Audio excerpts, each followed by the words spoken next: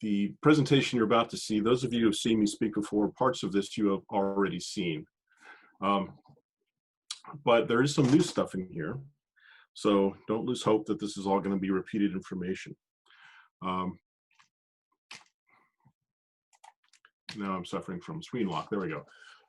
So we'll have to start off with the obligatory. Who is Jon Compton and why do you care what I think? So I am the senior analyst at OSD Cape SWAD. Now, that's a lot of acronyms. So OSD stands for Office of Secretary of Defense. CAPE is Cost Assessment and Program Evaluation. SWAD is Strategic Assessment and Warfighting Division. I'm also a commercial wargame designer, developer, and publisher. Have been doing it since the early 1990s. And last and possibly least, I am a Ph.D. in formal methods. And when I say formal methods, I'm talking about research methods, which essentially means I'm comfortable doing anything from many things within qualitative and quantitative analysis, and using those techniques. And I'm sorry, I'm having a technical issue here briefly. Let me figure out what is going on. My apologies. All right, there we go. So in that sense, I'm very familiar with anything from qualitative methods like case studies, that sort of thing, to quantitative methods involving statistics or econometrics, systems of equations modeling, that sort of thing, right? So my background is in that. And then the other half of my doctorate was in international relations, in which I was primarily focused on issues like deterrence, as well as international relations issues, that sort of thing. So moving along. Oh, and the other thing about this particular slide, I also put this up as a sort of a nobody cares kind of thing, which is to say that part of this presentation has to do with bias and how it affects things in research analytical methods that you might undertake, whatever they may be. And I put this slide up primarily to demonstrate a particular form of bias, which is sort of the bias of authority. So when I come away from this slide, I don't want you to actually think that I'm right about anything that I say tonight. I want you to judge the merits of this, of what I say, based on the merits of the argument itself, not because of where I sit or what I know. And hopefully I'll present enough evidence and detail along the way that I will either convince you or convince you that I'm completely insane. And once again, I can't change the slide. Sir. So this presentation is broken up into two major parts. The first part is essentially going to talk about research methods in general and the kinds of foibles that are involved with them, and how that is also in common with analytical wargaming. And then the second part is going to talk more specifically about analytical wargaming itself, how it functions within research paradigms, and the kinds of steps you need to take in order to conduct it.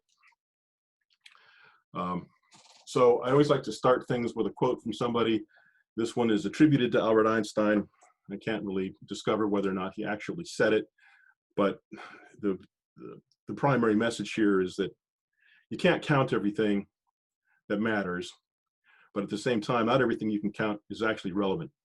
And that's, you know, a message that was more broadly put to me when I was in grad school, sitting in I studied with a fellow named Jacek Kugler, and those of you who are familiar with international relations studies will probably know who Jacek Kugler is. He was the main disciple of Organsky.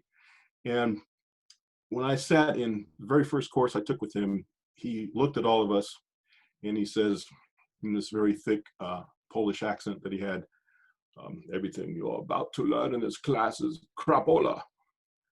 Get your books out. And he was trying to say something really important that at the time, as a new graduate student, I took as kind of like, well, why the hell am I paying all this tuition to get into this prestigious private grad school to learn a bunch of crapola? But his point was actually one that's more important and more profound, which was to say that there's no such thing as a perfect research method, even when it's applied properly.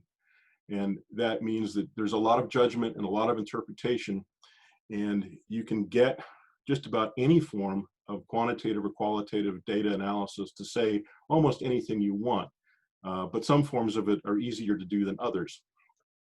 But we'll move on and talk a little bit more about that generally and philosophically. So this is a graphic that I put together some years ago. I call it the CHUMP graphic, or it stands for Compton's Heuristic Ultracrepidarian Macromantic Pantomancer, which is a bunch of really fancy words that say things that are actually kind of important to the topic here. But generally speaking, the idea here is that when we're looking for something in analysis and we're trying to understand how something works, we have to recognize that we're viewing through several layers of obscurity to get at what the truth is that we're trying to find. And the top layer of obscurity, the thing that affects us the most and the most severely, is going to be the sets of biases that we impose upon ourselves, be they cultural, institutional, personal, etc. But even if we think we've overcome some level of that bias, we still have to get through what I call the language metaphor structure, which is to say that the language you speak, if you come out of linguistics, if you study the Sapir-Whorf hypothesis or any of those related ideas, that language has an effect upon the way you view reality. And therefore, it actually has an effect upon your interpretation of the truth. And that is essentially to say that there is, in fact, points of view that differ culturally, that have to do with just the way cultures who express their thoughts through language view reality. And there's no way to avoid that. And so there always is going to be some level of mismatch when you're looking at complex systems that have to do with human cognitive interactions. So there's three allegories here I like to go through that people who have seen me talk before have seen me go through these, but I think that these are representative of several forms of, to me, what are different forms of bias. And I'll go through them one at a time. The first one, of course, is anyone who's in this audience who's had children will probably be aware of the first one, the debate between, of course, natural feeding and bottle feeding with formula. And the studies out there that show that there is a significant difference in IQ points and also bonding between children and parents because of the type of feeding you do in infancy. And of course, you know, when we had our first child, we were cognizant of these studies, at least my wife was, and tried very hard to give our child, of course, all the advantages that she could have. And, you know, after a certain period of time, a couple of months goes by, reality sets in and you find that, well, you have to go back to work, you have to earn a living, and you become more and more unable to do this to the level that you'd like to do it. And then a level of guilt starts to set in. And I remember one night, my wife was particularly upset about the idea that she couldn't continue with the natural feeding program. And I sat down because I'm an analyst, and this is just sort of in my blood. And I say, well, honey, these things can't be right. These studies can't be right, because if you think about where the data comes from, there has to be a selection bias that has to account for at least a certain degree of this. And of course, you know, this whole conversation I'm trying to have with her to get her to feel better is sort of a turd in a punch bowl, right? It's not how you deal with these problems with your wife. But the gist of this is later on, I'm driving to work and I'm listening to a story on NPR where a group of researchers has gone to Eastern Europe to look at this very problem. And what they did there is in Eastern Europe, they don't have the same emphasis on this that we do. And mothers give birth not in hospitals, but in these clinics. And so what they did was they did an actual random sample of these clinics. And in half of them, they didn't do anything. They just let them do what they're already doing. And then in the other half, they strongly encouraged that they do natural feeding and not use formula. And so they were able to do an actual test, an actual experiment that was more randomly put together. And what they found was that there's actually no correlation whatsoever between natural feeding, formula, and IQ and bonding, none. So what do you know? All the bias that all the IQ point change here and the significance of that finding rests entirely in the selection bias that you can't get a random sample of people from clinics or hospitals in the United States, because you can't actually conduct an experiment like that here. The next example is the pyramids of Egypt. Of course, we all know that the Egyptians carved out these blocks and hauled them across the desert for long distances and then stacked them up into these pyramids, which is interesting, and it's definitely true for the external granite cladding stones. But in the 1980s, a Dutch firm, they got a sample of one of these interior stones, sandstones, and they found organic matter inside of it, essentially hair. And their conclusion, of course, was that those stones weren't quarried, they were cast in place sandstone slurry concrete. Now, at that point in time, the Precast Concrete Institute Journal counted the Egyptian pyramids on Giza as one of the 7 precast wonders of the world. Now, that's thin. It's a Dutch company, cuts open one piece. So in the early 2000s, another firm, a geotechnical firm, gets a sample and they do a microscopic analysis on the matrix of it. And what they find is that the matrix that's in the stones inside the pyramid do not occur naturally in nature. They were, in fact, man-made. So the interior stones of the pyramid are largely cast in place sandstone slurry concrete. Now, you will not find anything about that in any Egyptology magazine, or it won't even be mentioned in those circles. They want no part of this discovery, despite the fact that it's reasonably irrefutable in some respects. And the reason for that is, of course, is that the understanding that the institution of Egyptology and its study has, the whole understanding of how civil society was organized in the early Egyptian period is based largely upon how they could have organized this campaign of chiseling stone, dragging it across the desert, and stacking it up in these pyramids. So this is an institutional bias problem. Now, the last one is the relationship between class size and academic achievement. And of course, if you just run a statistical model where you compare those two things, you're going to find a very strong correlation between class size and achievement. But the problem, of course, is that when you incorporate anything else, particularly affluence, the class size suddenly becomes insignificant and has no effect whatsoever. There's an entire textbook in econometrics that's dedicated exactly to this particular problem.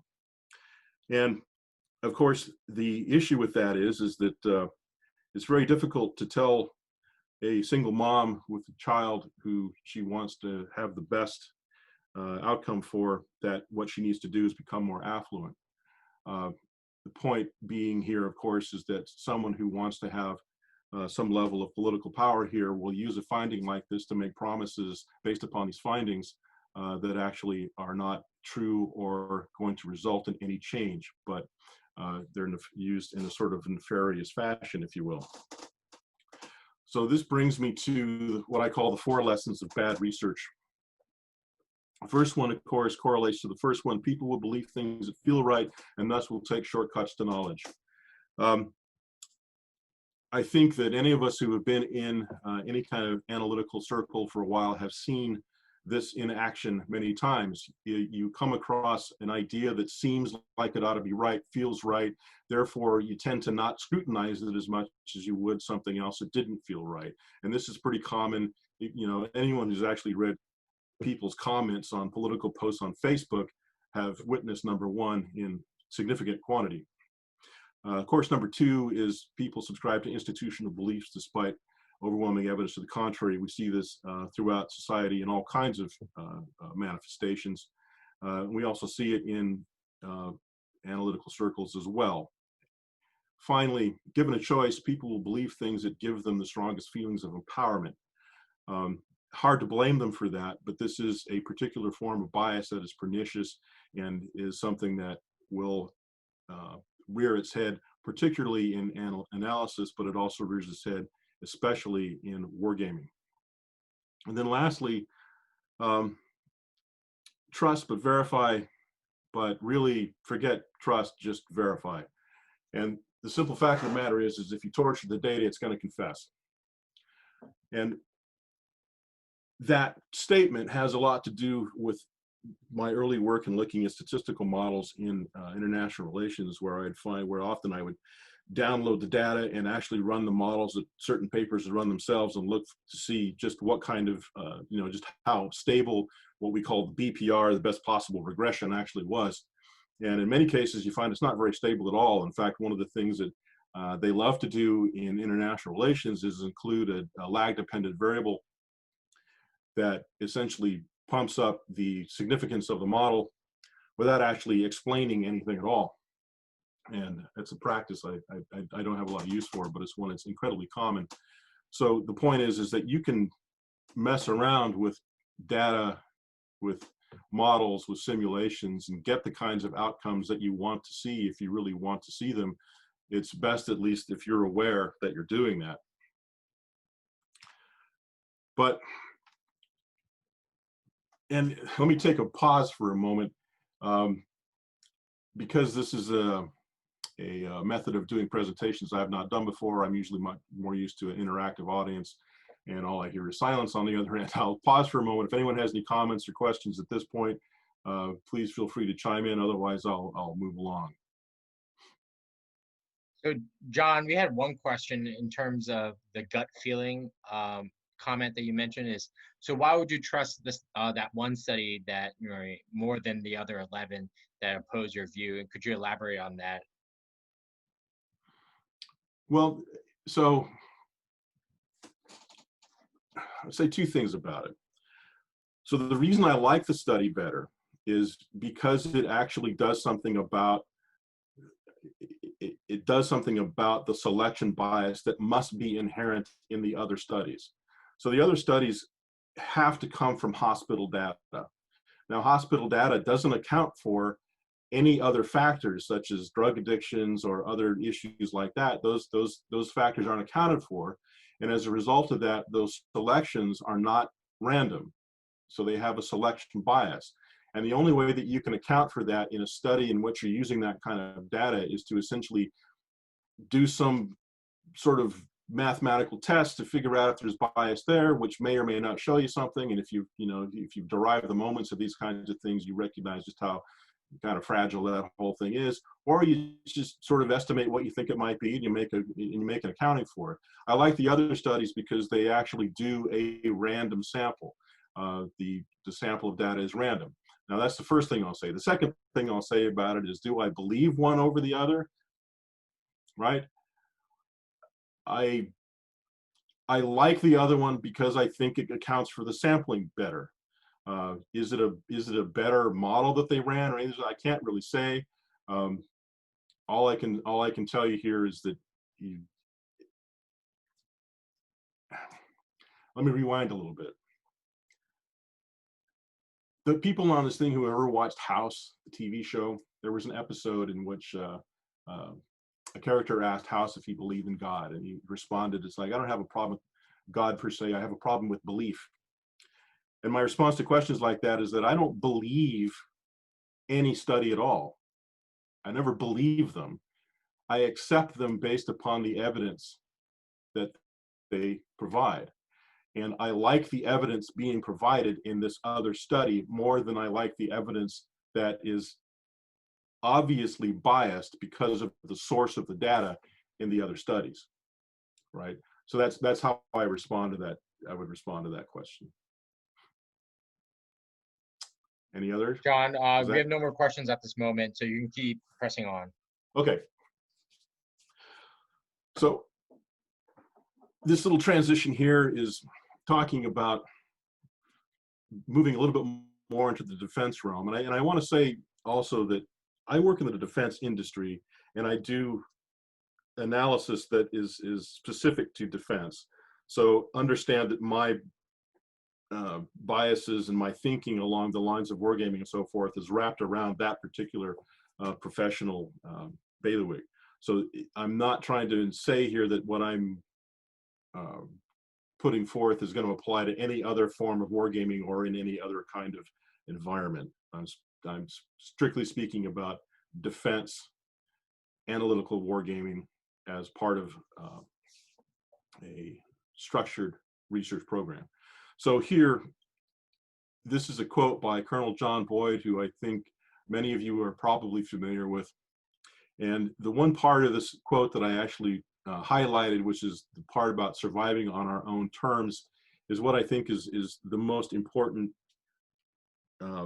rudiment here to kind of keep in mind as we move forward. Surviving on our own terms isn't just about survival, it's about surviving the way we want to survive, which means we want to shape our environment, we want to mold our environment, and we're going to do that in competition with other people trying to do exactly the same thing. And that is sort of the basis for which much of the conflict that we see in the international system, or even personally in many respects, but primarily the international system in this context, stems from.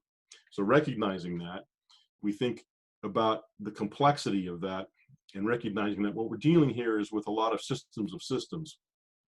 And particularly we're talking about cognitive competition systems that, while have the same kinds of characteristics as other systems in the physical sciences, are unique in the sense that they are ongoing, ever-changing, have very interesting and nuanced kinds of emergent properties and so forth, that make it something that isn't really analyzable using more traditional methods.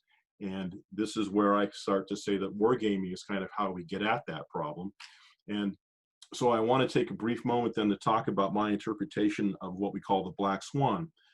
And in a lot of wargaming circles, the black swan got a lot of airplay because we're trying to figure out about how do we get a better handle on these events that have these outsized impacts on things. And my thinking about that was that, you know, we need to stop thinking about black swans as events and recognize that it's not the events that are important here. Most of the black swan events that we've seen happen are not particularly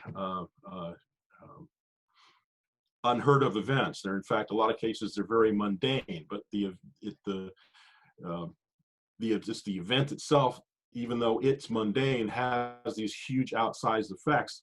Why does that happen?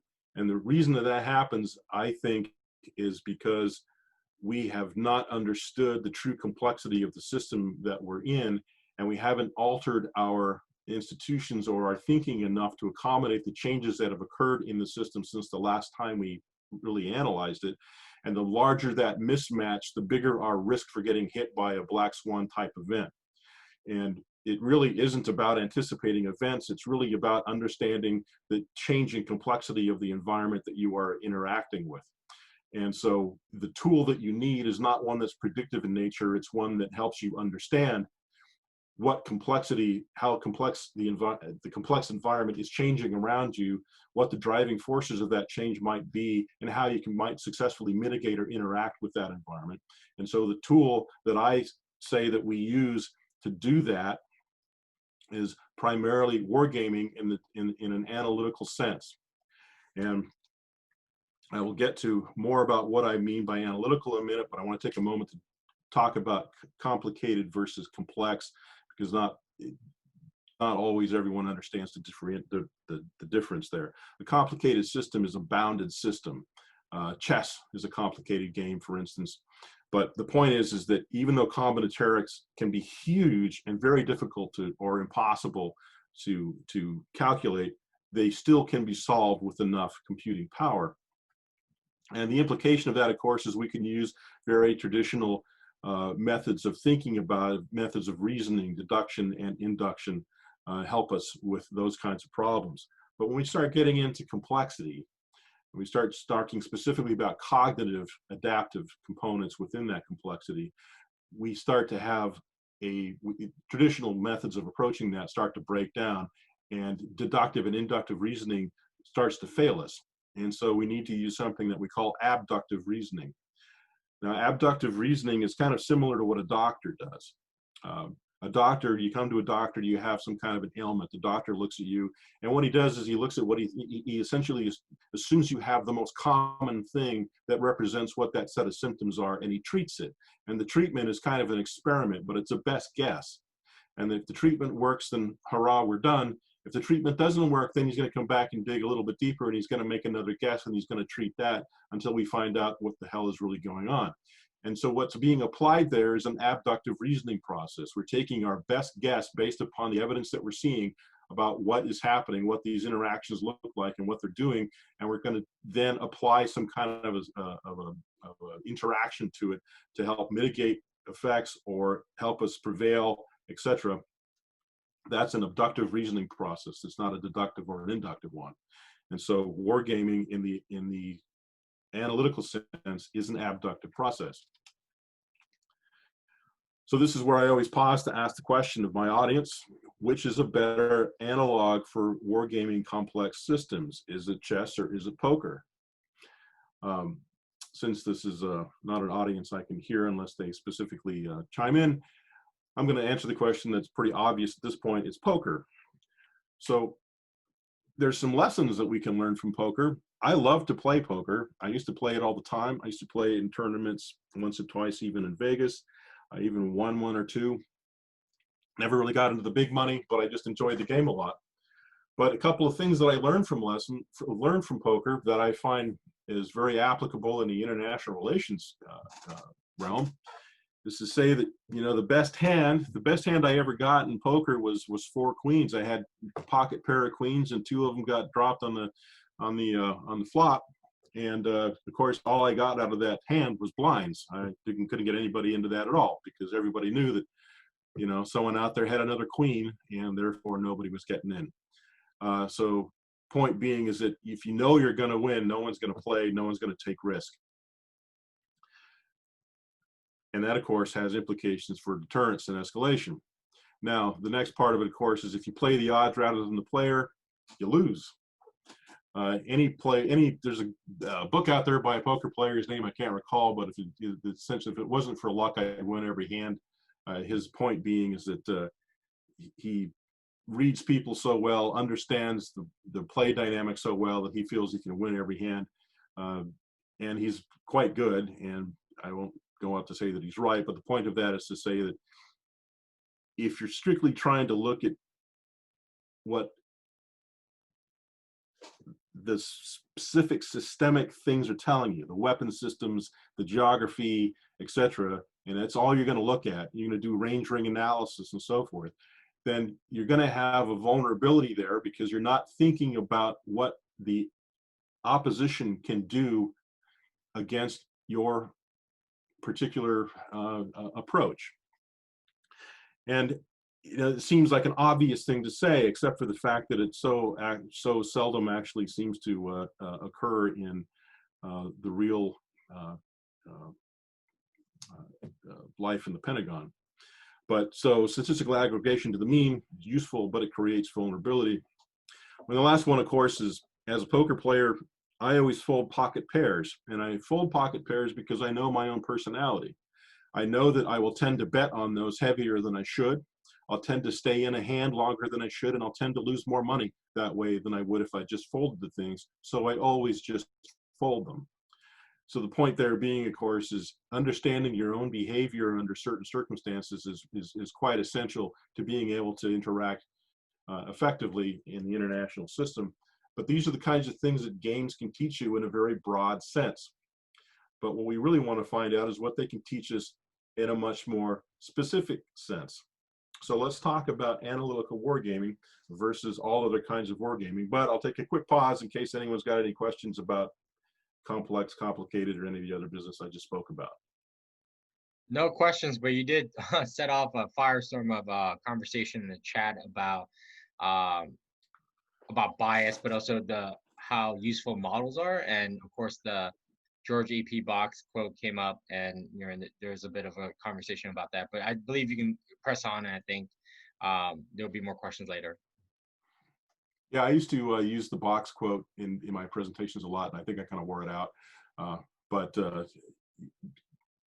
I'll talk a little bit more about models and so forth if people want to go there. But for now, I'll move into the analytical wargaming part of this presentation. So the first thing that I want to talk about is just sort of a binning of things. I tend to bin war games into three very broad categories. Now, not everybody agrees with me, possibly even nobody agrees with me, fine. But I acknowledge that there is a lot of crossover in these categories. I'm perfectly aware that there's a lot of methodological commonality. But what I do insist upon is the idea that these three categories are all functioning to accomplish very, very different things.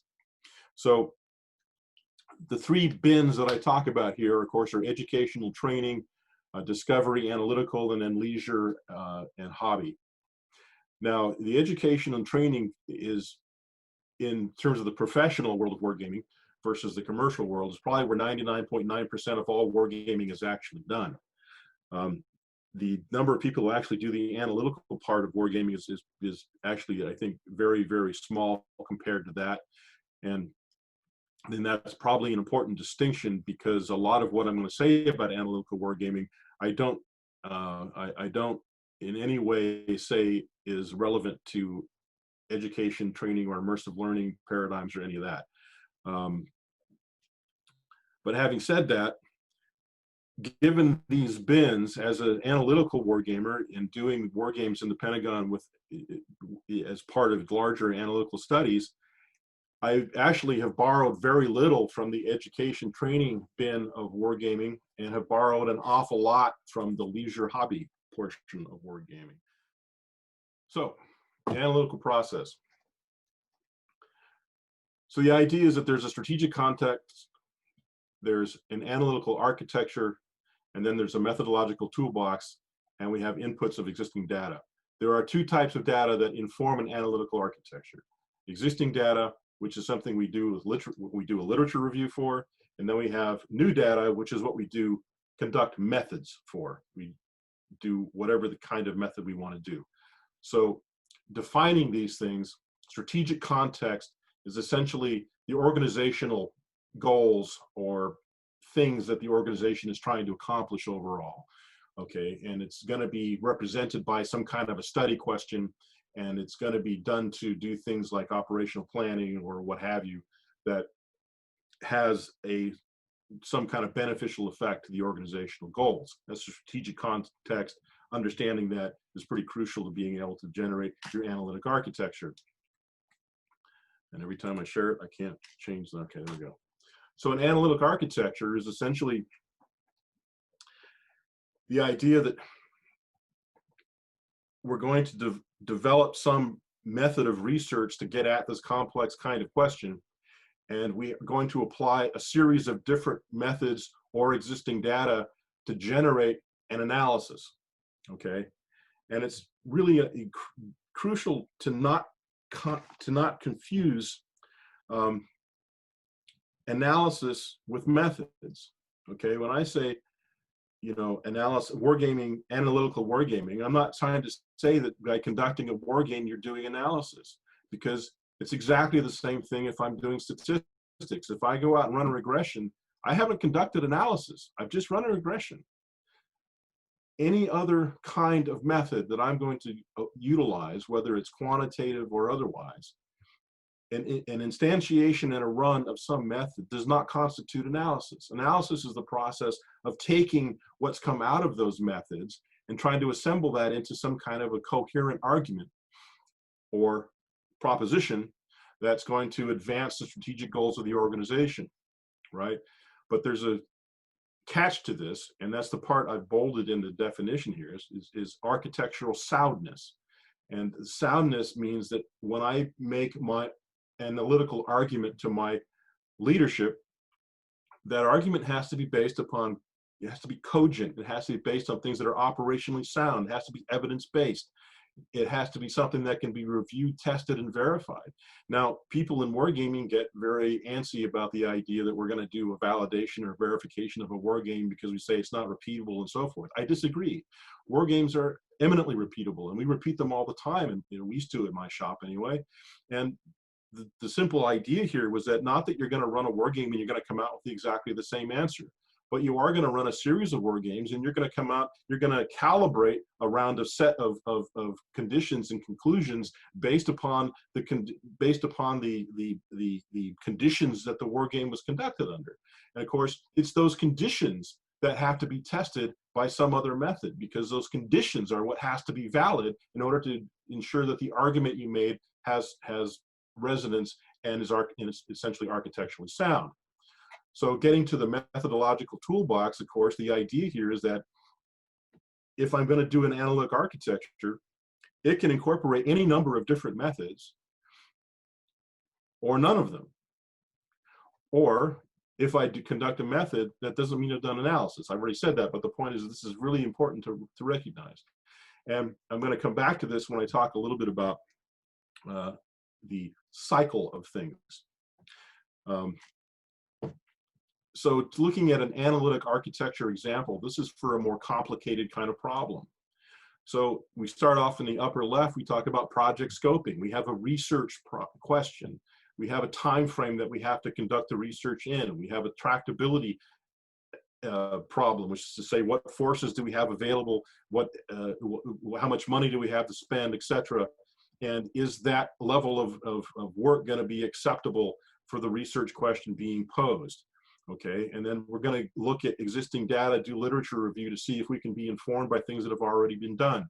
And then we'll do potentially initial studies among a lot of potential studies to see if there's things that we haven't accounted for or things that can affect this question in some way that we can do very quickly. And then we'll get into the new data part where we look at models and simulations or running statistics or whatever it is it might be to get at the complicated sort of question. And then, of course, it crosses levels of analysis. There's tactical, operational, strategic problems, etc. And figuring out what level of analysis this all has to apply to is actually very important, because this whole thing is about scoping the project question, conducting analysis against that question, and answering the question that was asked in a convincing fashion. But when we get to the complex problem, it looks very much the same, except that we're incorporating analytical war games over here, right? And note that I'm not putting in one analytical wargaming, I'm putting a series of war games, because any single instance of a war game is almost useless, right? The whole point of doing war games in an analytical architectural paradigm like this is that you're trying to learn where the boundaries of the problem set lie from developing concepts of operation. So if I look at something tactical, if blue does some operation and then red responds to it, and red looks at that and thinks, you know, if I'd have done it this way, if I'd have been focused on your forces instead of focused on geography, I might have had a better outcome. Run it again, run that red con op. Okay, blue looks at that and says, okay, given that, if I mitigate in this particular way, and you do that iteration back and forth, and the whole point of doing that is to sort of calibrate around where the seams are. You can get some understanding of what potential actions the red player has that he can conduct, and what you have to do in response to those things, and what you're vulnerable to or not. And this iteration learning process in the wargame part of this allows you to actually test out your con-ops that way. And it gives you a very good foundation for understanding where the boundaries are. Now, that's not enough, though, because when you get done with these war games, you're going to come out of the other end and you're going to have something like, well, you know, this works really well if this assumption that we made here is true. And maybe that assumption is that, you know, some system can pass off targeting information to some other system in a certain time frame, and maybe that exists and maybe it doesn't. Maybe there's technology for that and maybe there isn't. You don't know at the time of the war game, but you let it happen because you assume that there should be something like that, or it has a significant enough effect on the outcome of the battle that is something you need to explore. And then you essentially go out and you prove or disprove that. Is that assumption valid or not? And if it's not valid, what can we do to make it valid? Or if it's not something you can fix, then you go back and you have to redo the war game in a way that incorporates that new understanding. But validating a war game isn't about validating the result of the wargaming. It's about validating the assumptions you made that gave you the outcome that led to the success in the conditions that you'd set forth in that game. And of course, this crosses again levels of analysis. I'll give you an example here about how levels of analysis can interact with one another. I have conducted in my shop numerous tactical war games for the very purpose of understanding how to adjudicate specific systems interactions in operational level war games. So I can't get into the details of what those were, but we have done that on a couple of different occasions where we don't understand the tactical effects of some system, so we war game that system to develop the con ops for it, how it actually can be fielded, how it actually interacts, what kind of effect it actually has in the battlefield. Then we can roll that up into an operational level game as part of the adjudication, because we're going to be abstracting that system, right? Now, again, all of these levels of analysis can interact, because at the end of that day, you now need to understand what the strategic ramifications are of what your operational findings were, because what you often find is that strategic desires do not necessarily marry up to operational capability. And that is something that's significant to understand. And which way that understanding needs to flow depends a lot upon what the research question is and what it is you're looking at. But this is something that we have done in our shop numerous times on several different kinds of subject matters, and we've been able to have significant change. And to give you some idea of the acceptance of this particular approach, my shop in Cape has changed O-plans. We have had a significant effect on the national defense strategy, as well as the nuclear posture review. So it's not insignificant the power that this particular approach into incorporating war games into an analytical structure can have. But the trick, of course, here is that you have to be able to marry these things together, which means that you can't just be a guy who has done some seminar style war games. The ability to create these kinds of detailed research approaches that incorporate war games and model simulations, other studies, etc., into a coherent whole requires that at least somebody involved in the process has some detailed knowledge of how these different kinds of methodologies can interact and lead to the kinds of outcomes that you want to have. So this slide here, I want to immediately say is, yes, I know it's not exactly right. Right? The whole idea of this particular slide was to give some context for the kinds of methodological approaches that exist across the spectrum of what you would think of as of complicated problems versus complex problems, and to kind of show the sorts of methods that you would apply in those kinds of circumstances. And I'm not trying to say that this is absolutely true. I'm trying to say that this is generally in the ballpark, and it's to kind of get across the idea that, the kind of method you're going to apply to something depends entirely upon the question that you're being asked and the kind of research design that you need to put together. So let me show you what is a sort of a war game development execution construct within an analytical paradigm. And this is strictly talking about the war game itself, not its interaction with other methods. So we start off with the initial planning phase. We have some unstructured complex query. So an example of that is, how do I apply 6 brigades of forces in Timbuktu someplace? And I've been asked similar questions like that to analyze in my shop. So it's literally can be that unstructured. So we spend some time trying to bring some structure to that question, and then we come up with sort of a hypothesized theory of success. What do we think this might look like? Because we have to have some kind of starting point. So we literally think it through and imagine what success in this might actually be. And so from that, we develop requirements and a description of the kind of process that we think we're going to execute. From then, we move into sort of what a game design test and evaluation process. Now, here's where we start to diverge from other war games that you may have seen in other areas, specifically seminar style or bogsats or that kind of thing, or especially TTXs. So in analytical war games, at least in the way I've done them, I do not have a lot of people show up to these. In fact, I want as few people as possible at these, and I typically don't even have people show up to play. We play them in-house. And let me give you some understanding of how we get away with that and how we get there. So we come up with a game design. Now, our game design is usually put together by a game designer, but the interesting thing is the game designers that I had in my shop were commercial game designers. I literally went out and hired guys who were in the commercial war game business to come in and design games in our shop, right?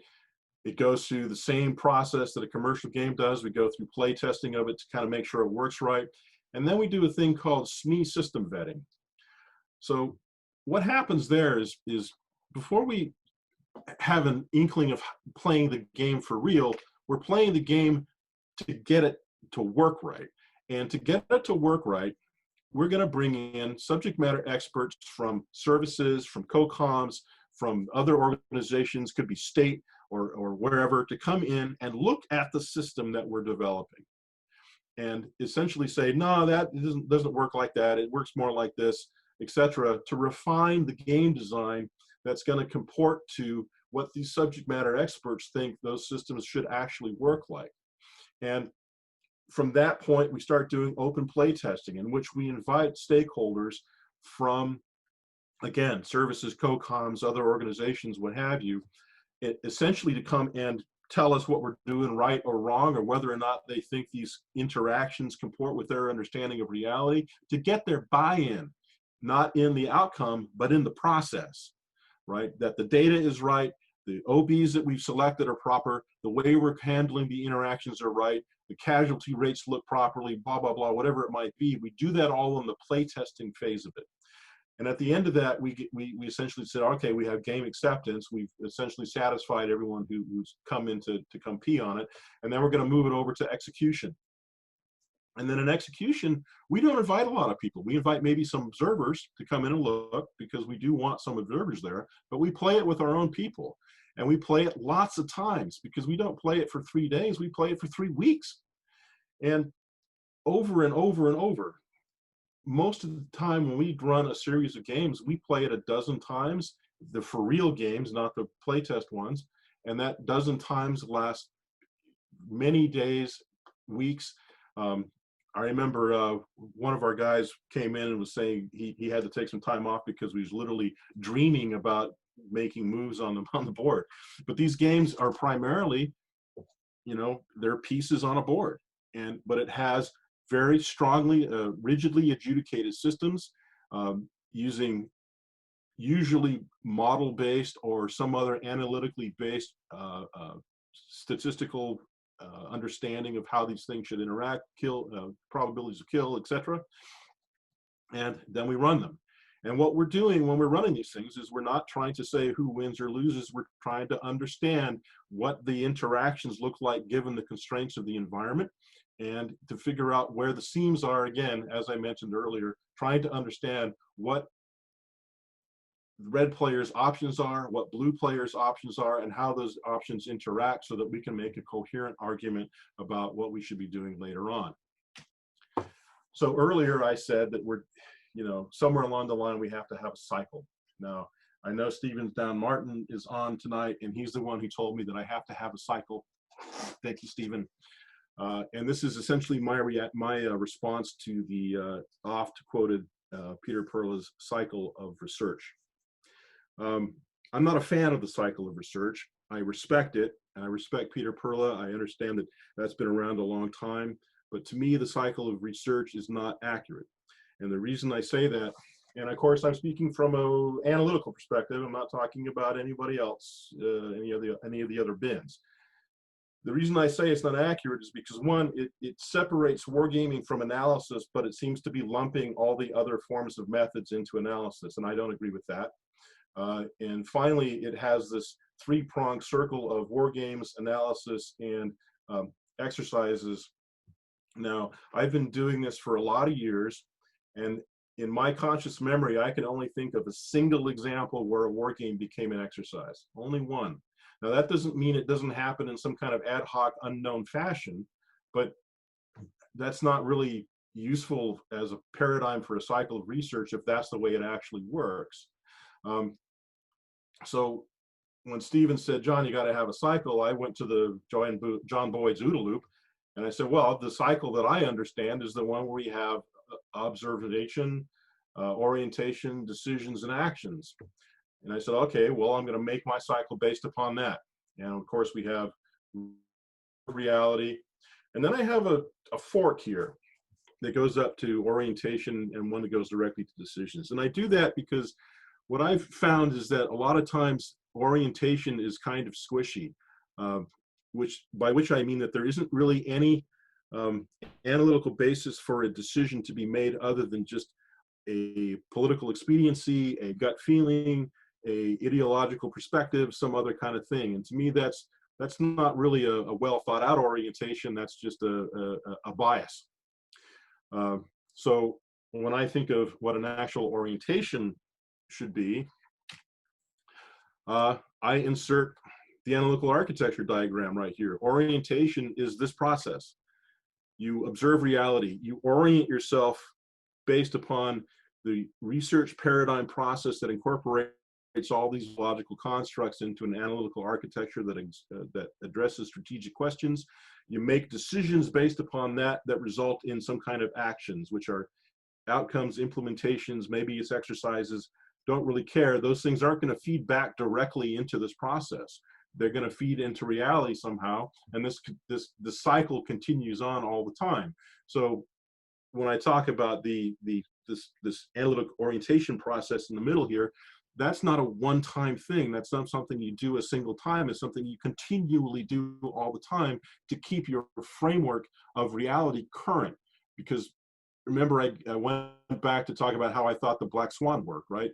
That gets back to the idea that what we're trying to understand is the complexity of reality that is changing constantly. And so we constantly have to be updating our frame of reference in reality in order to stay cognizant of the risks that are out there. And so that's why this decision cycle is built the way it's built. And this is kind of my answer to the cycle of research that I'm sure everyone is probably lighting up the chat room right now over. So I am going to pause right now for any questions, and then I will discuss the immersive experience fallacy. So John, we have a couple questions. One is from a newcomer to our webinar is, how do you, on that slide where you had iterative gaming, models, and simulations, how do you define simulations vis-a-vis models and war games?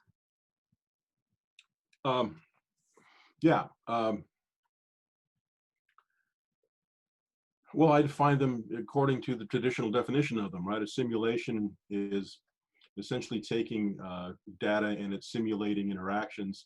A model is essentially a representation of reality that is some kind of abstract mathematical construct. I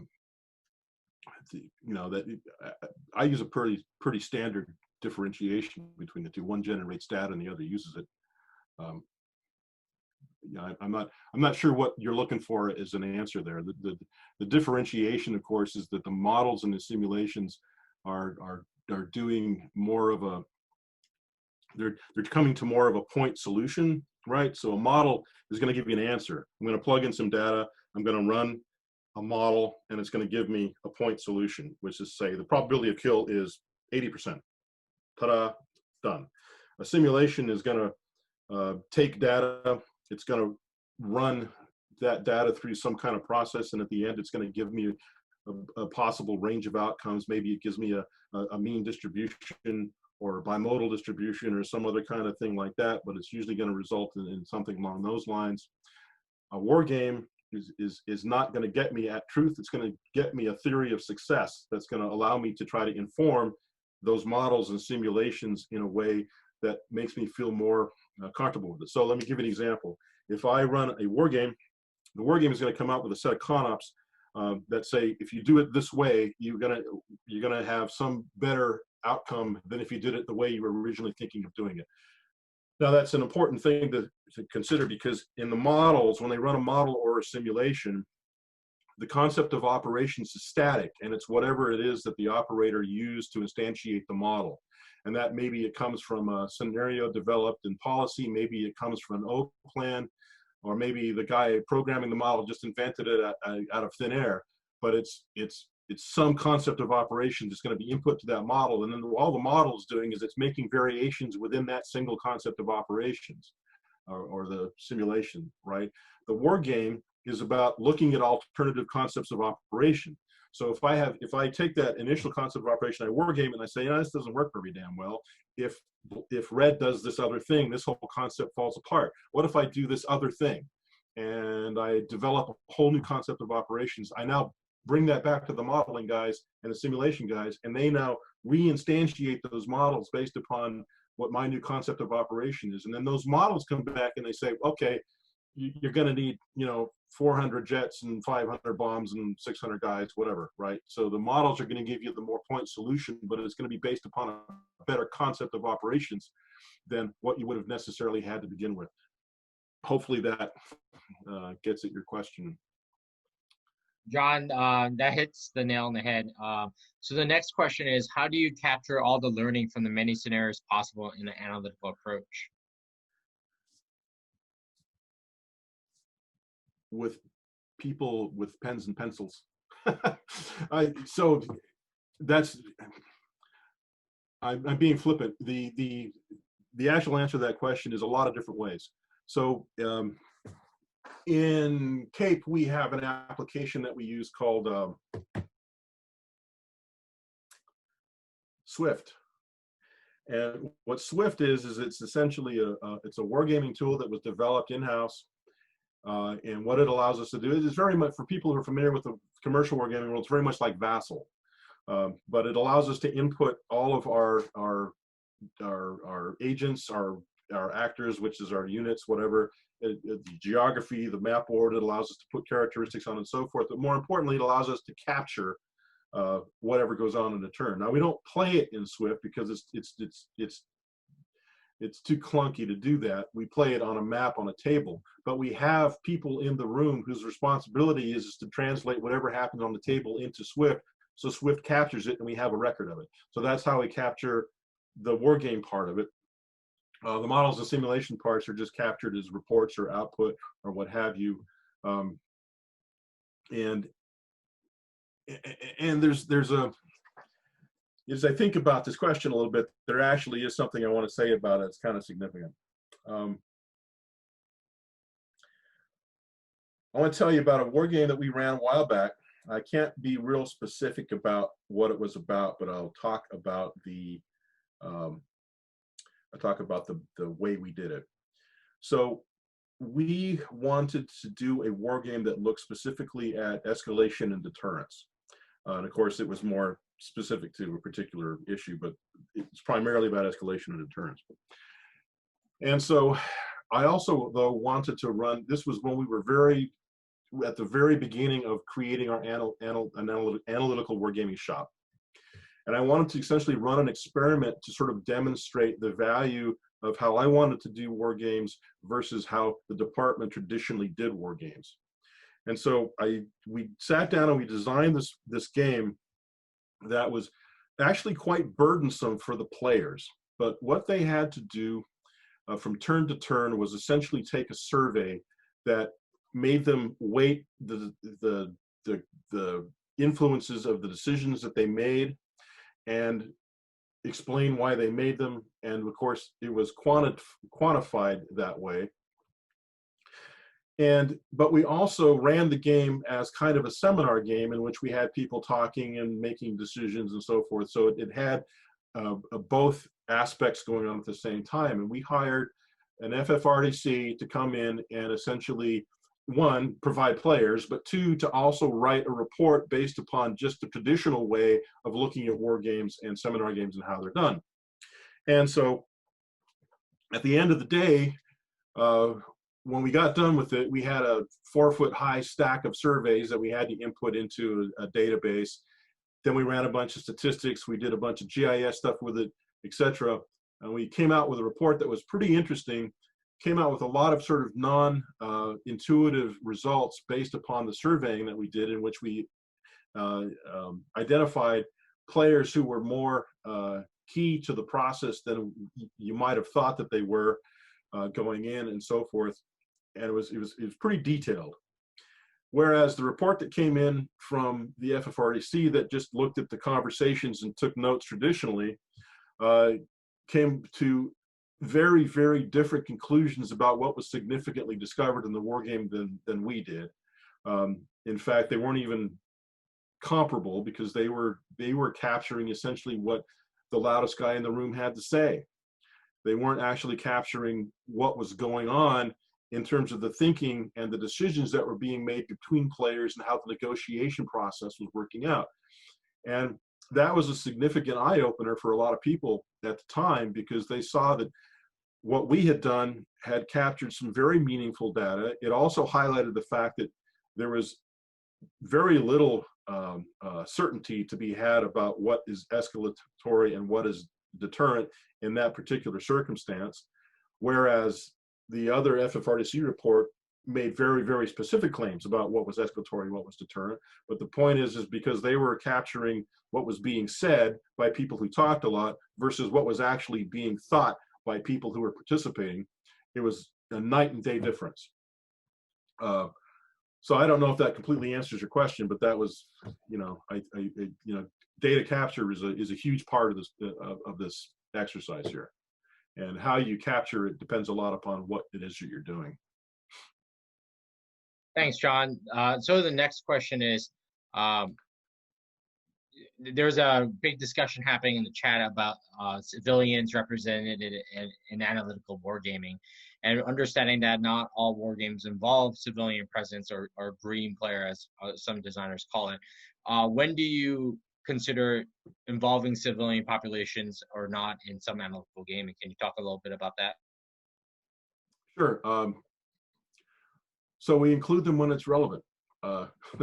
Flippant as that might sound. So let me go back to this escalation deterrence game. The green team in that game was the biggest team,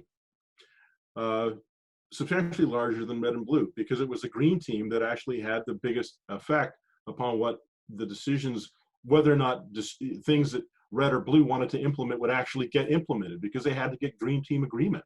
So the whole game was based upon negotiation. So it was a crucial part of it.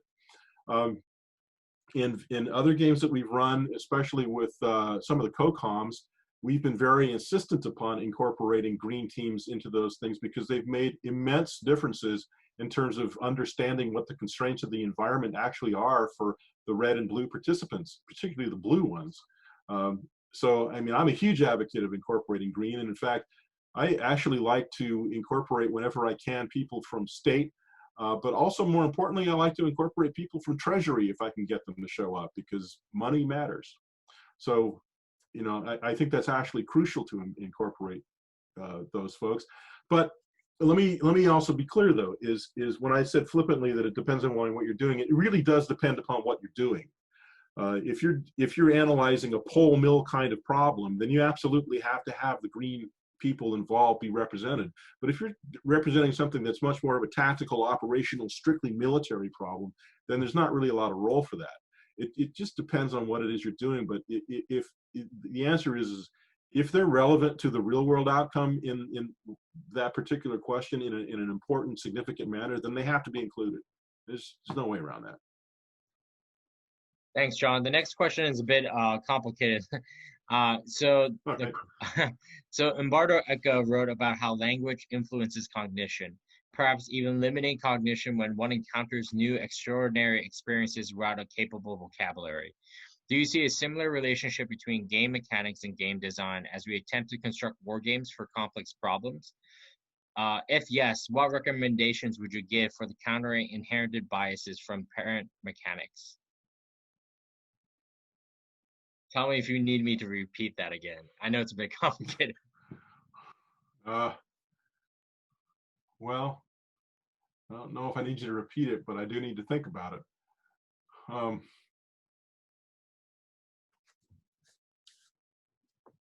Yeah, that's not an easy question to answer. I mean, the answer is yes, these things have an effect. How do you account for them? I'm going to talk a little bit about that later in this presentation, actually, but I'll go ahead and put a spoiler out there for what's coming up in a bit. Is part of the data of a war game is the bias,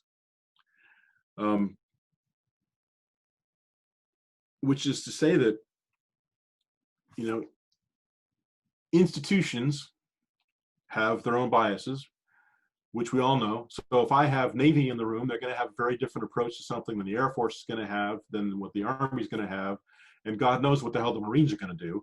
So, you know, those are very, very common biases that affect war games that we conduct analytically. No doubt about it. That said, we try to conduct them as jointly as possible and try to think about what's the best solution to the problem, not what's the best solution that's going to make some particular service happy. The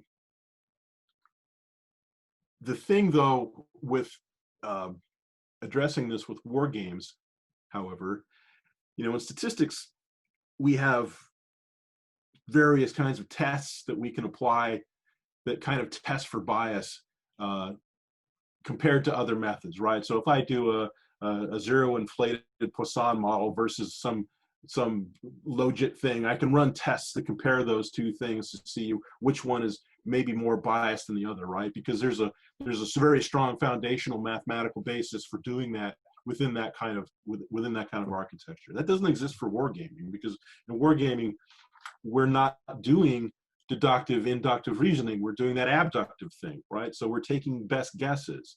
So when we're taking best guesses, there is no way to avoid the fact that particular kinds of biases are going to infect that process. You can't avoid that happening. The only thing that you can do, and here's how I tried to combat it in our team, was, and this is something I'll get to also later in the presentation, but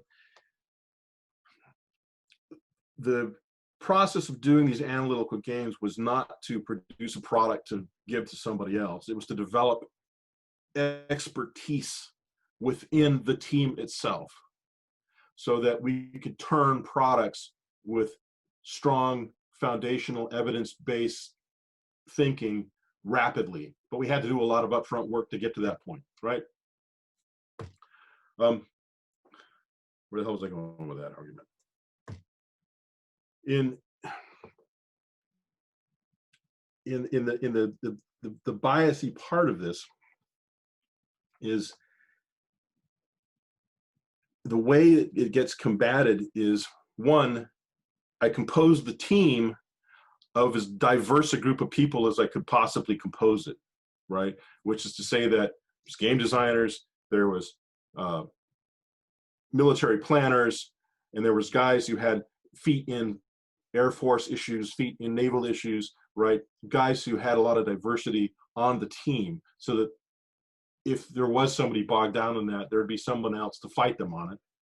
But then the way we fought it externally was we brought in stakeholders from different services, not at the same time, so that they wouldn't overwhelm each other in the conversation, right? So we could account for a Navy bias, an Air Force bias, a State Department bias, whatever. And rather than dismiss it because we think it's a bias, we incorporate it as part of the data to say, look, here's what Navy would rather do, here's what Army would rather do, here's what State thinks is more relevant, as just part of the data that's in the study.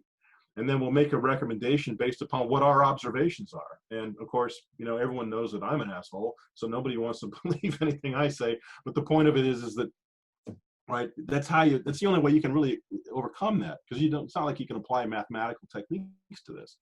So I hope that answers the question in some coherent fashion, but if So not, John, I'll take another stab later. So John, I'll ask one follow-up question as the facilitator before I let you go on with your presentation is, to follow up on that question is, so have you ever encountered in your experience, commercially or analytically, a problem or a dilemma or something you're trying to simulate in your war game that you had to invent like a sort of novel or innovative mechanics to sort of meet that challenge of putting that in Oh your yeah, game? absolutely, all the time. Yeah, absolutely. So what was that? Okay, well, so I mean, the most obvious example that comes to my mind. I can't actually divulge in this environment. It's all right then. Yeah, I I'll let you mean, think about it as you press on with the rest of your presentation. yeah, I'll try to think about it. The thing is, you understand it. Pretty much every single game I do is classified, right? I don't do anything unclassified. So any specific example I give of where I've got something like that that I can think of is probably going to fall under the classified rubrics. If I can think of something that's not, I'll express that. But yeah, I mean, when I say that we take commercial board game designs, we do, but we certainly don't just take them out of the box, right? They are significantly altered to represent our understanding of what the systems and the environment and the current operational thinking, et cetera, actually is. And so, I mean, yeah, I mean, that's just part of the process, really.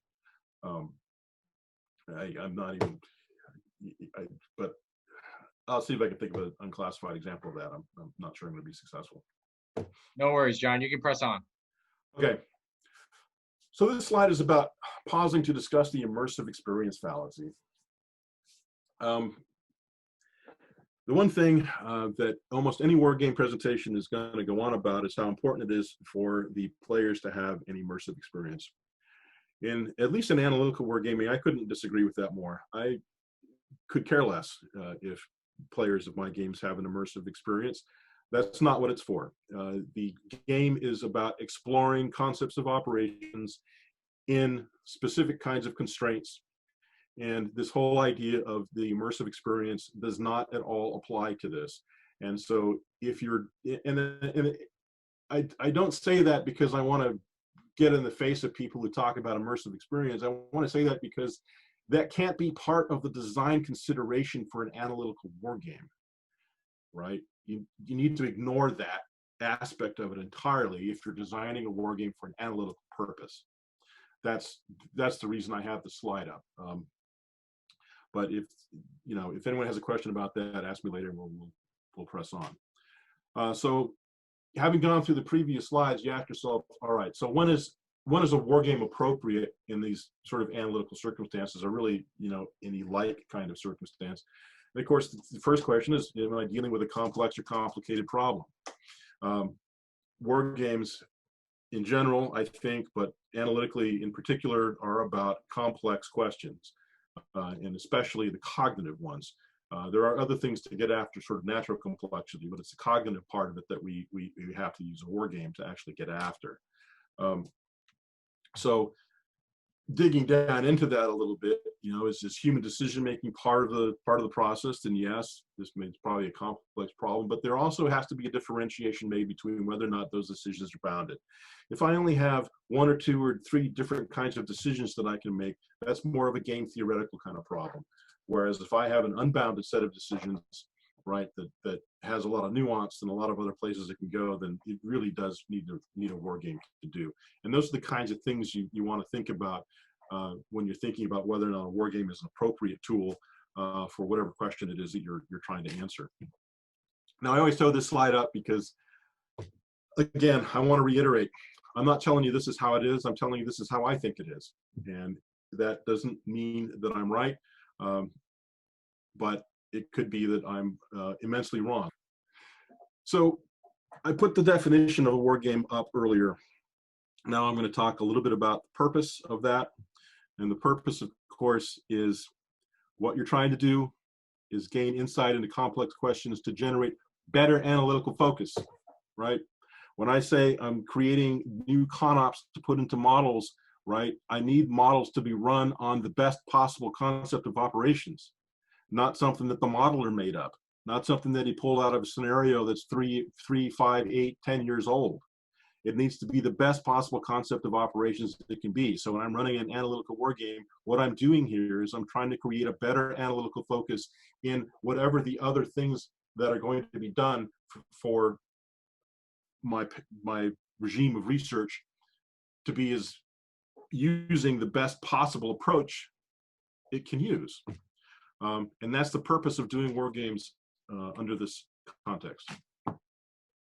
So I'm going to get into the 5-part things you need.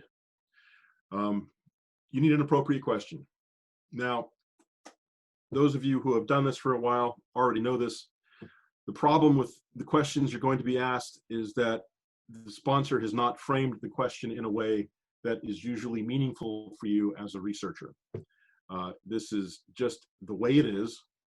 And so a large part of your job is going to be trying to parse what it is that the sponsor actually wants. Let me give you an example. Again, we had a request to do some thinking about a problem. We had 6 months to do the analysis. We spent the first 3 months, I am not exaggerating, the first 3 months simply trying to figure out from the sponsor what the hell the question was. So 3 months of our 6 months shot just trying to scope the problem. That is actually not that uncommon, and it's just simply part of what you have to do to make this go. You need a game design. So Ed McGrady talks a lot about war game design as art. And in this particular instance, this is where he has a bit of a point, right? War game design is kind of an art, but not entirely.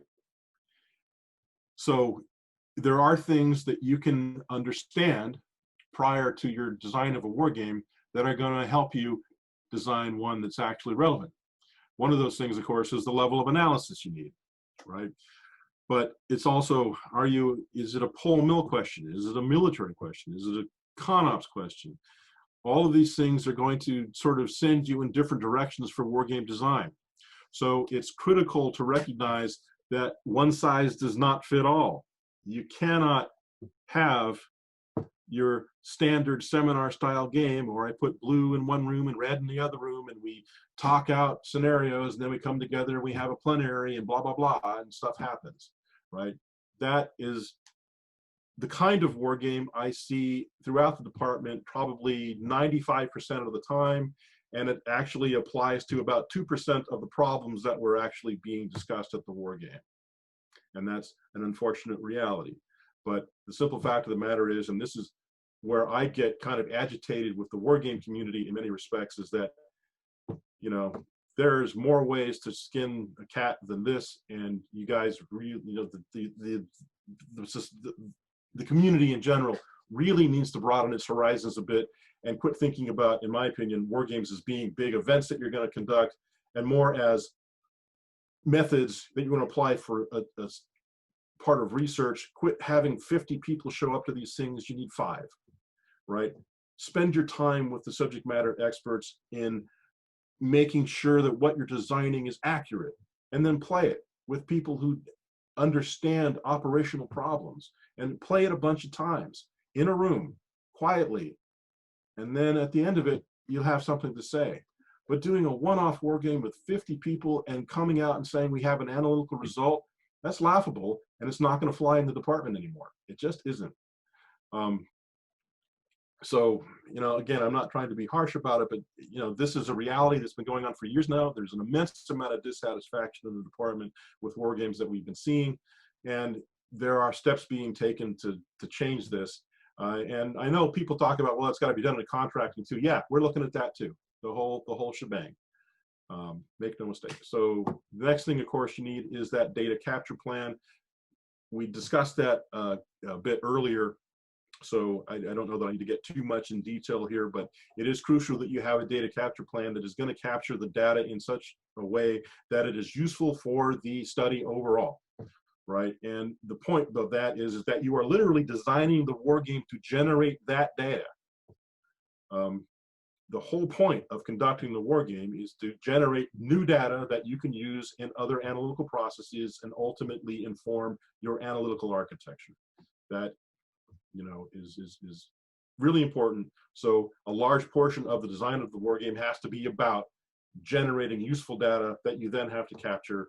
How you capture it depends on how you're doing that war game. And boy, there's tons of examples of different ways to do that we can spend all night talking about, and we won't.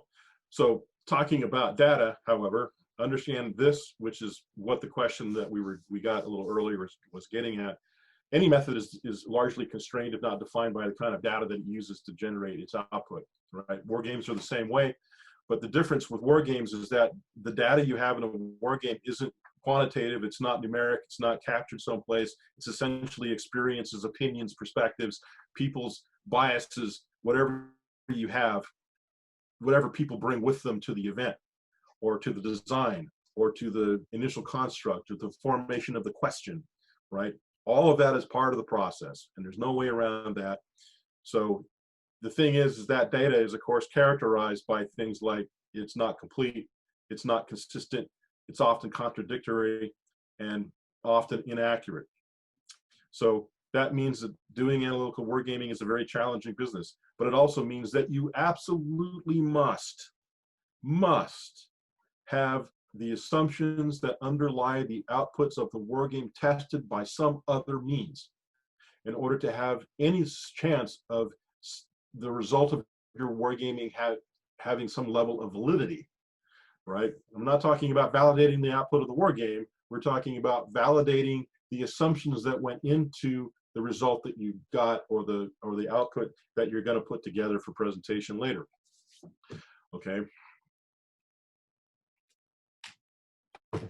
You need an analysis plan. This is the analytical architecture part of it, right? How are you going to put all this together? And this is where the expertise of having capability that goes beyond just designing war games is required. You do need someone who's a bit more of a jack of all trades to be able to do this. I understand that people like that are somewhat of a unicorn kind of nature, which is why when we were started to talk about a wargaming program at universities, I became kind of agitated about the idea that it really needs to be a much broader program than just talking about wargaming. It really needs to be people who can incorporate wargames into broader studies. Therefore, they need to have exposure to a larger milieu of methods in order to be able to nest wargames into that. I don't think I'm winning a lot of friends by saying that, but I do think it is actually crucially important if we're going to have wargames take a meaningful role in decision-making within the Department of Defense. And then finally, you have to think about your final report. And the final report is essentially the product that you're going to put out there. And one thing that I personally and people in the department are absolutely tired of seeing is a report that talks about what happened in the war game. Nobody cares what happened in the war game. We care about why the decisions that were made came out the way they came out. Why did you do it this way? What was the thinking that was behind that? What are the underlying assumptions that made that true, or that could be falsified to say that that doesn't work? That is what needs to be in the report. You know, I don't care who won, and no one else in the department does either that knows what they're doing, or they certainly won't when we get done with the papers that we're about to send out to senior leadership in the department. So with that, there is, again, significant challenge in transitioning from question to design to analysis. It's not a trivial thing to do. It requires a fair amount of expertise, a fair amount of time, and a fair amount of, frankly, overhead protection, if you will. But the most important thing, I think, to keep in mind in this whole paradigm is that context is king, right? Your analysis, whatever it is, only matters and is only applicable within the context of the constraints that you imposed upon it. And the generalizability of wargaming is kind of nil. It is a context-specific enterprise, and must be done, as I said, in a larger context of a paradigm of research. So that is the presentation in a nutshell. I'm happy to entertain arguments, curse words, and various other entertaining bits. So one of the first questions that popped into the, because you mentioned in the last couple slides of wargaming education at the university, and obviously teaching a class at the university on wargaming. You said that the wargaming program should be within a wider context of analytical skills and techniques, which I don't disagree with. But I wanted to sort of dig at that comment a little bit. Could you expand on what you meant by that? Yeah. So one thing that I have encountered in my day job in CAPE is that there's a lot of people who are trained in hard sciences, a lot of physicists, a lot of chemists, a lot of that kind of thing. And the thing that they all have in common is that their methodological understanding is limited to the field that they were trained in, which is to say that they have high degrees of discomfort with any kind of qualitative analysis or even quantitative analyses that do not strictly fit within the program of study that they were trained in. This is understandable, but it's also problematic. So when I talk about an education paradigm for students in wargaming, what I'm talking about is not just you need to learn statistics and you need to learn agent-based modeling, yada, yada, yada. What you need to learn is what all those things are, what they all do, what kinds of problems that they matter for, how they interact, and how you can match them together to get at more complicated questions. So that's, that's really what I'm talking about. Does that answer the question, or did I miss? No, you nailed it all in the head, in the sense of not only identifying certain skills, but in the sense of learning and teaching designers how to synthesize as part of that step you mentioned. Yeah, On that note, there's another question from the crowd that says, are there best practices for mixing wargaming with other research methods in terms of the synthesis of combining qualitative and quantitative methods and deriving empirical implications for models and other results? What I just told you. Does that document exist? No, not that I know of. As far as I mean, I'm not trying to blow my own horn here, but honestly, when we started building this in our department, I felt kind of like a pioneer in many respects, because I can't find anything that teaches that or talks about that in any fashion that I found applicable to what I was trying to do. So I invented it, and when I say I mean people I was working with in the team and so forth. I mean, we created a lot of this, and then we tried to essentially formalize it in a way that could be taught or shown or explained to other people so that they understood the power of this approach. But is there a formal document that explains all this? And so, no, there's not. And honestly, my wife wants me to write a book, but no, I'm not doing that. I'm going fishing. So to follow up on your wife's comment, is that is CAPE or yourself thinking about publishing this in like an article or journal, somewhere we can find it later? Nope. CAPE is not gonna. CAPE as an organization doesn't publish, and there's a lot of reasons for that. But organizationally, they do not publish. So no, nothing will be coming out of CAPE along these lines. So I'm trying to talk about this through venues like this. I'm also writing sort of papers on my own time for publication, and publications like War on the Rocks, assuming they'll accept something that's that technical, which I'm not sure that they will. But that said, I'm trying to teach as many people about this method as possible. There's a lot yet to be invented about how to do this, because frankly, very few people do it, if any.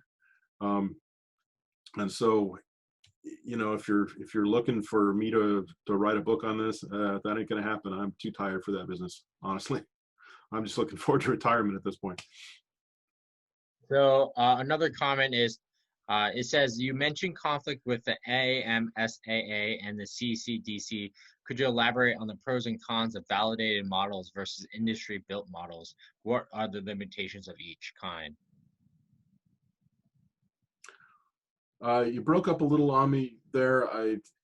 So the question is the value and limitations of models that are purpose-built, validated, and models that are built more on the fly. Is that what I understood? It says you mentioned the conflict between AMSAA and CCDC. Could you elaborate on the pros and cons of validated models versus industry-built models? What are the limitations of each? Okay. Okay, so I'll take a stab at answering this, although I'm not entirely positive I understand the question. I think well, frankly, some of the pros and cons and limitations are common between the two. So frankly, the biggest problem with existing validated industry model or things or any models anywhere, frankly, like, you know, you're talking about things like Storm and Jickham and blah, blah, blah, right? I assume, is that they work at a specific level of analysis, okay? By which I mean that they're at some kind of operational level where forces are represented at a certain level of abstraction, etc.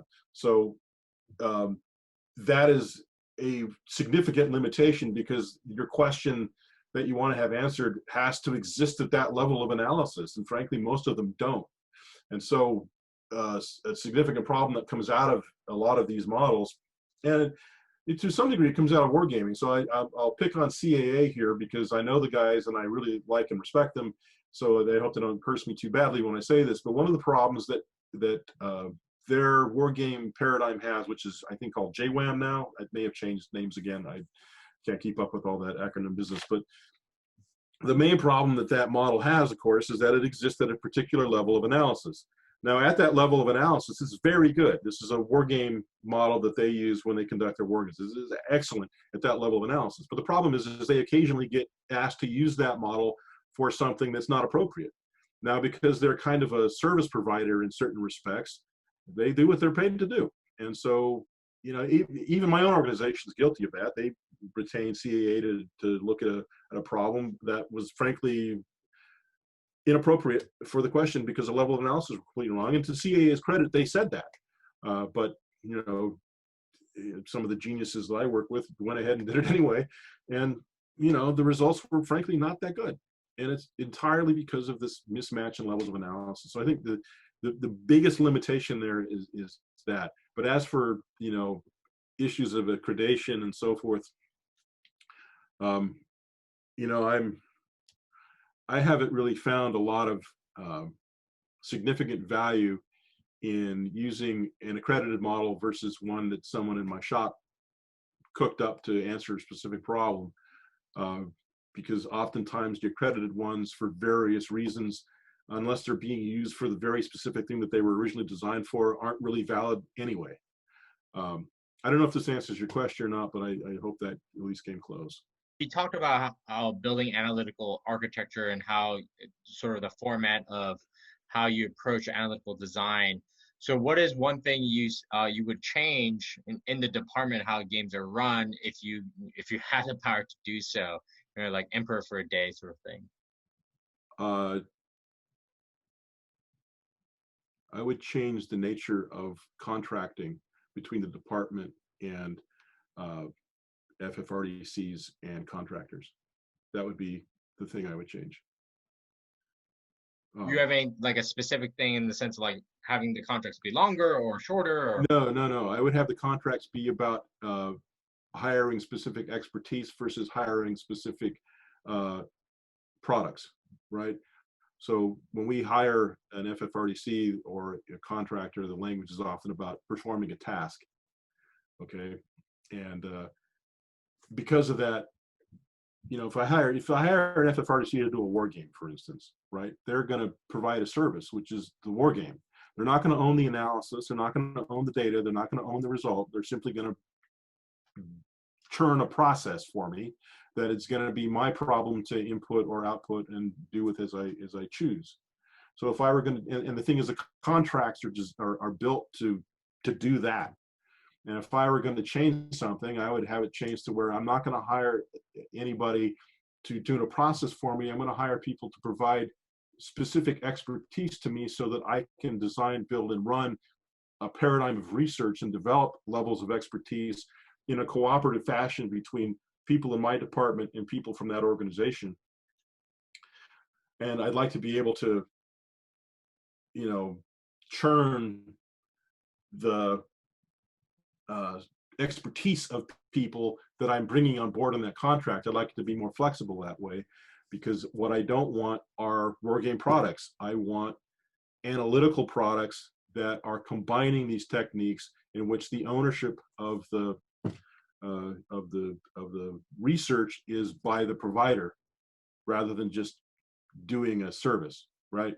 Does that make sense? Do you understand what I'm saying there? Oh yeah, absolutely. And I Okay. can totally jump on board with that idea. So and there are no other questions that I see in the chat box, so I'll take this opportunity to thank you for volunteering your time to talk with us, and we will upload this later this probably tomorrow morning. And thank you again, Jon, for taking the time to talk to us and sharing your expertise and your knowledge.